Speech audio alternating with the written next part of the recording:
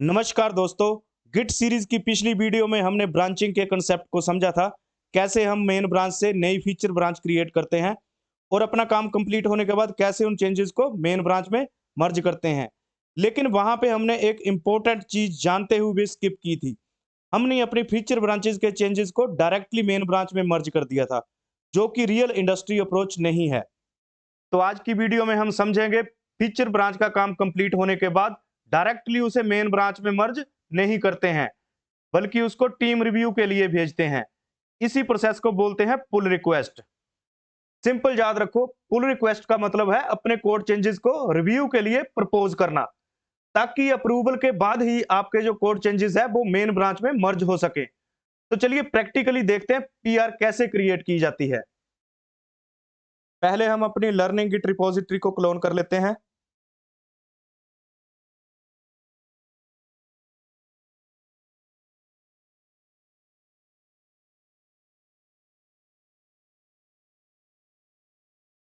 Clone होने के बाद हम अपनी रिपोजिटरी को ओपन कर लेते हैं।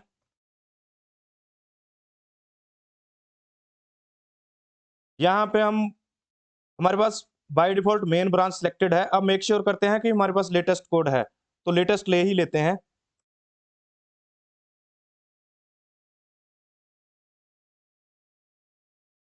अब हमारे पास लेटेस्ट कोड आ चुका है। अब हम नई फीचर ब्रांच बनाते हैं। हमने लॉगिन फाइल अपडेट करनी है, तो हम अपनी ब्रांच का नाम भी अपडेट लॉगिन रख देते हैं।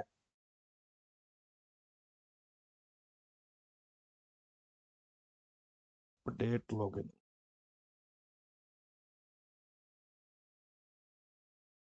तो हमारी नई ब्रांच बन चुकी है और हम स्विच भी कर चुके हैं। क्लियर करो इसको। ठीक है। अब लॉगिन फाइल को अपडेट करते हैं।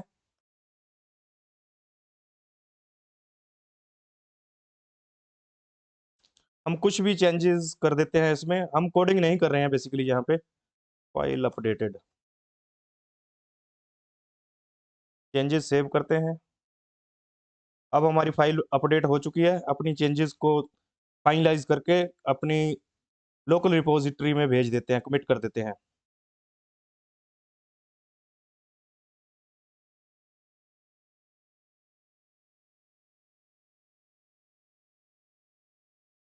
मैसेज दे देते हैं लॉगिन फाइल अपडेटेड। मैसेज हमेशा प्रॉपर देना है और अपने चेंजेस को अपनी जो हमने नई ब्रांच बनाई है वहां पे पुश कर देते हैं।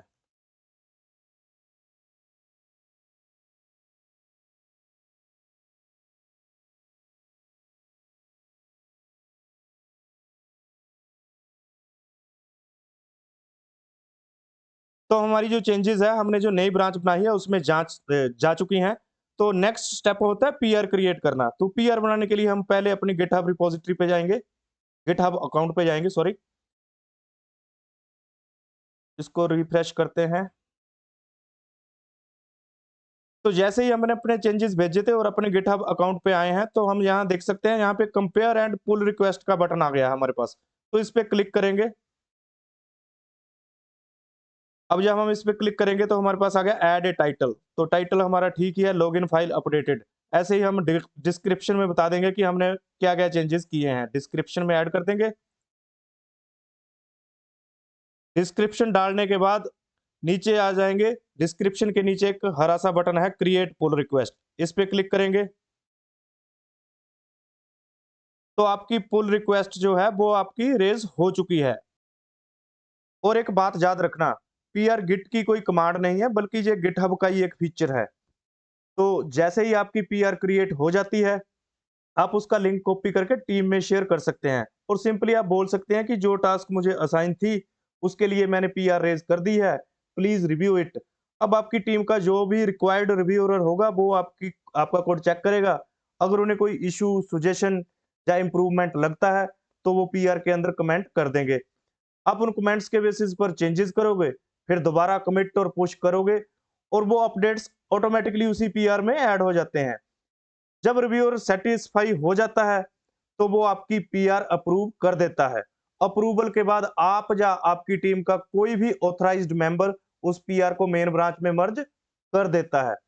इस तरह पुल रिक्वेस्ट जो है वो इंश्योर करती है कि मेन ब्रांच में सिर्फ रिव्यूड और अप्रूव्ड कोड ही जाए। तो दोस्तों ये था पीआर का कंसेप्ट, और इस वीडियो में सिर्फ इतना ही। या happy coding and thanks for watching.